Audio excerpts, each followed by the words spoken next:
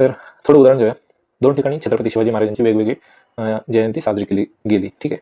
एकीकडे होतं 5 ते 6 वाजता उठून जाऊन छत्रपती शिवाजी महाराजांचा पूर्ण जो काही सिंहासनाचा सेट आहे तो फुलांनी सजवणं, त्यावर लाइटिंग करणं, लहान मुलांना घेऊन तिथे पोवाडा वगैरे असं काहीतरी लावून सकाळच एकदम मस्तपैकी छत्रपती शिवाजी महाराजांची जयंती साजरी करायला सुरुवात करणं, हा एक पार्ट झाला.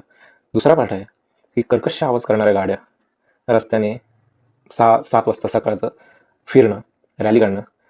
त्याचा तिथे घरात एखादा म्हातारा माणूस कोण असेल, आजूबाजूच्या लोकांना त्रास होत असेल, आजूबाजूला हॉस्पिटल्स असतील त्यांना त्रास होत असेल, या सगळ्याचा विचार न करता हे सगळं करणं. आणि त्याचा त्रास होतो, सगळ्यांना होतो, पण त्याचा विचार आपण करत नाही. आपण फक्त कर्कश आवाज करणाऱ्या गाड्या घेऊन फिरत असतो. पण हा कोण विचार करत नाही की जो काही आवाजाने त्रास होणार आहे, आपल्या घरात एखादा कोणी आजारी माणूस असेल, म्हातारा माणूस असेल किंवा आपलं कोणी हॉस्पिटलमध्ये असेल, त्याला किती त्रास होऊ शकतो, हा कोणी विचार करत नाही.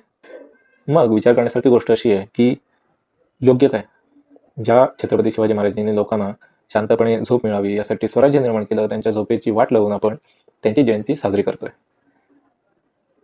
हे चुकीचं नाही आहे.